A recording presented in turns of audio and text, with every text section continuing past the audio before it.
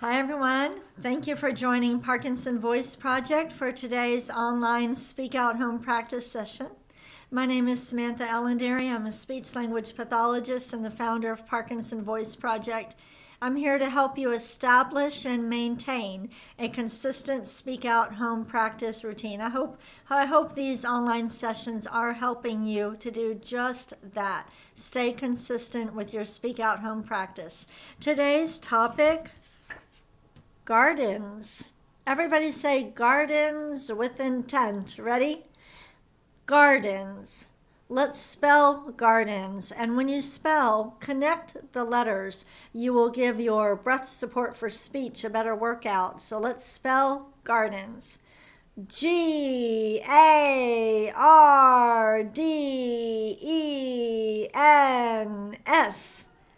And say gardens one more time with intent. Ready?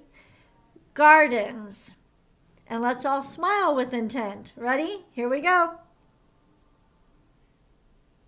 Okay, take a sip of water and we'll get started. With Parkinson's, we need to practice smiling. I encourage all of you to look in the mirror and really practice it. The first speak out exercise, the warm up. Lift your voice and speak out. Ready? May, me, my, mo, moo. Again. May, me, my, mo, moo. Imagine that you can see the sound just flying up and over your computer. Again. May, me, my, mo, moo. Again. May, me, my, mo, moo. And one more. Let's really stretch out the vowels. May, me, my, mo, moo. Go ahead and take a sip of water. You might have noticed on that last one, when we stretched out the vowels, I couldn't do it on one breath. I don't want you to think about doing it on one breath. I just want you to focus on speaking out. You'll connect them. We always say we do them in cursive, so you connect the sounds and you speak out, but you just take a breath whenever you need to. Don't think about the breathing, okay?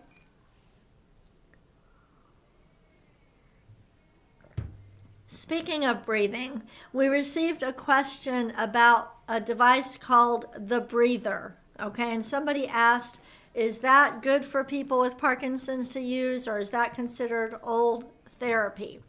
It's not old therapy, and I encourage you not to run out and go buy that device. Work with a speech pathologist to determine if you really need it. I will tell you, I have rarely used it with my patients. I use Speak Out more, okay? But for some patients, it might be helpful after they have finished Speak Out, or even before they start Speak Out, to use these other devices. But don't just buy one. We want you to do the minimum amount of exercises that you need to. And for most people, 99 point whatever, it's going to be speak out, okay? Just speak out. You will exercise the muscles for speaking and swallowing. But it is not unusual for some speech pathologists to use those other devices. It's not bad or anything. And for you, it might be necessary. So follow the recommendations of your speech pathologist. The old exercises I was talking about that really frustrate me that therapists are still using are like tongue and lip exercises, where they're having you move your tongue from side to side or pucker your lips and all of that. That is old therapy. That's like 35 years old. You don't need to do that. Just speak out. All right, next exercise, the ahs. Deliberately open your mouth and project the ah forward. Ah.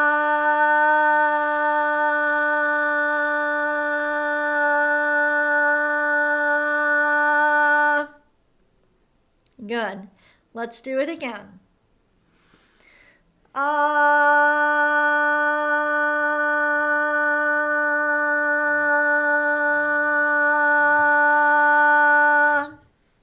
Good. The sound should be clear, not raspy. If it's not clear, project out a little bit more. Ready?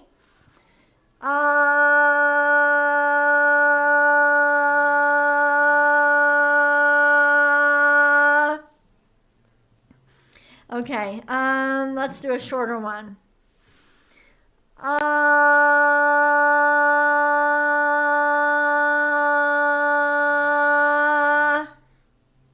Again.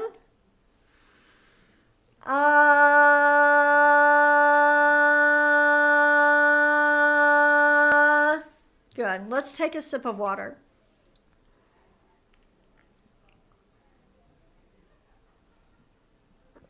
When I do the exercises, I sip on warm water. You don't have to do that.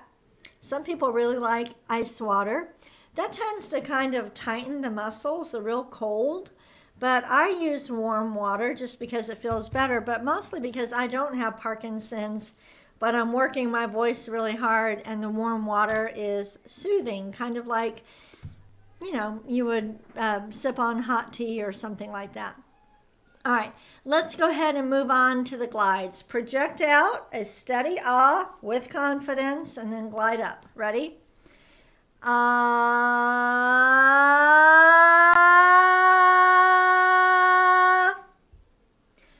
Ah.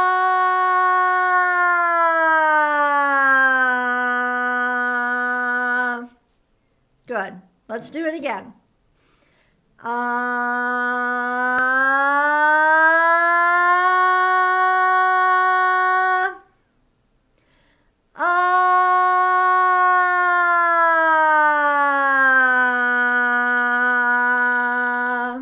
Now we're going to be very controlled when we do this. We're not just throwing our voice out and going, ah, we're in control. Steady ah, and then glide. Ready? Ah.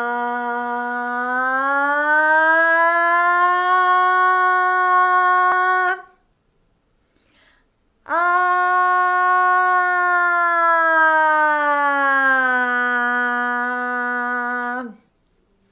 Good. All right. Again.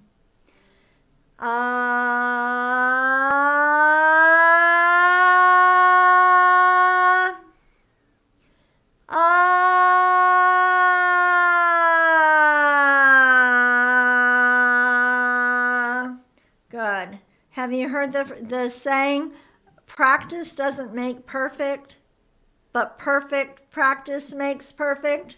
That's one of the reasons we conduct these sessions, because we want you to do the exercises the right way, and we want your speech pathologist to do it the right way too, so these sessions can be a wonderful resource for them. Let's do one more glide.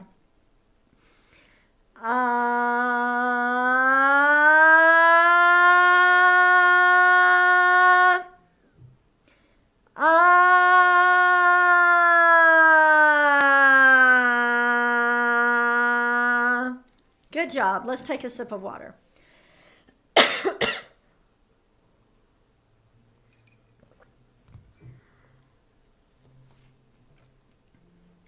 Moving on to exercise number 4, the counting.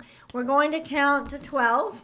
We're going to lift every number and project it forward and stop at the end of each row. Here we go. 1, 2, 3, 4, 5, 6, 7, 8, 9, 10, 11, 12. Let your voice do all the work. Don't tighten up or be one. Sometimes people do 1, 2. We don't want that. Connect the numbers, okay? And just sit back and relax and let your voice do the work, okay? Ready? 1, 2, 3, 4, 5, 6, 7, 8, 9,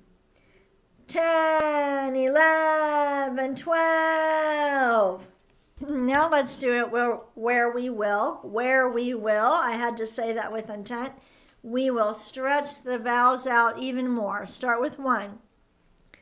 1, 2, 3, 4, 5, 6, 7, 8, 9, 10, 11, 12.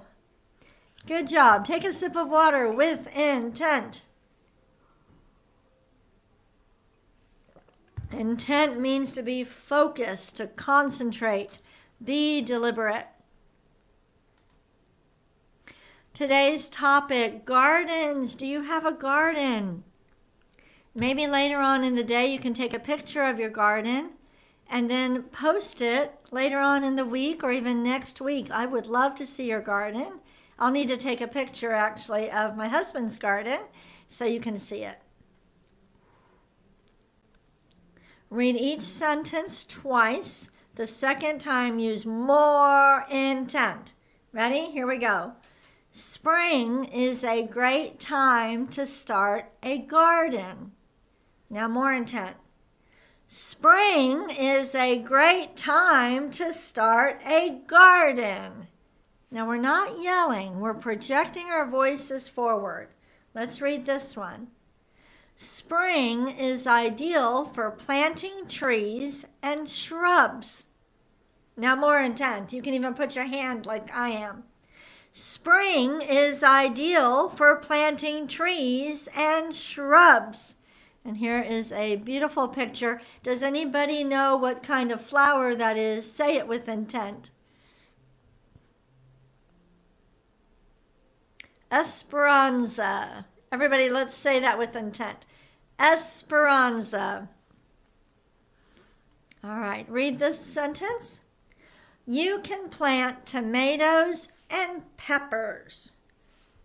Again, with more intent.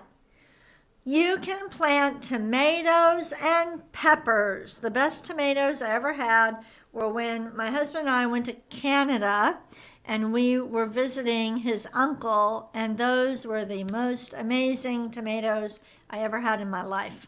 Let's read this sentence. It is the time to plant zinnias and marigolds. More intent. It is the time to plant zinnias and marigolds. Am I saying that word right? What kind of flower? Oh, there's the answer. Is it zinnias or zinnias? Somebody tell me in the chat. Take a sip of water with intent.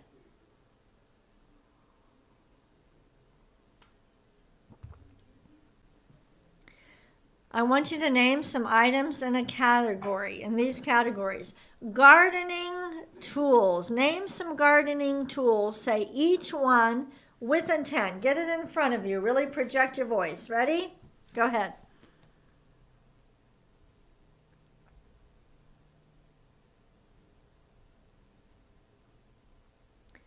All right, now let me ask you a question. What do you think, if you could only have one gardening tool, which one do you think is the most important? Say it with intent.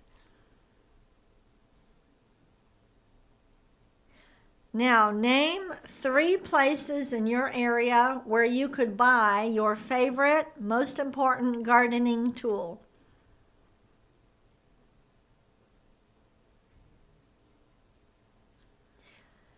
And one more question. How much is this most important gardening tool? How much does it cost? How much do you think? Say it with intent.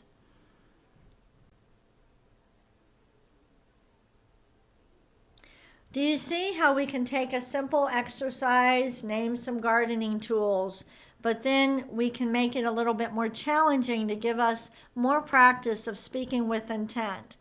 And this is what Lisa came up with. Let's read these with intent.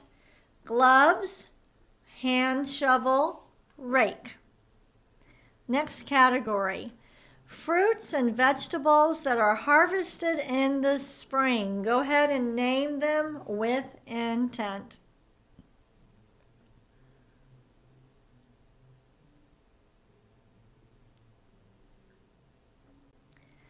And now I want you to speak out and tell me your favorite fruit. You can only pick one. Which one is your favorite?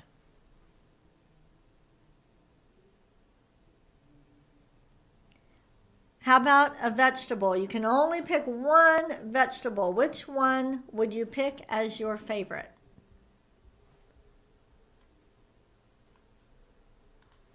Take a sip of water with intent. Think about it as you bring the cup or glass to your mouth.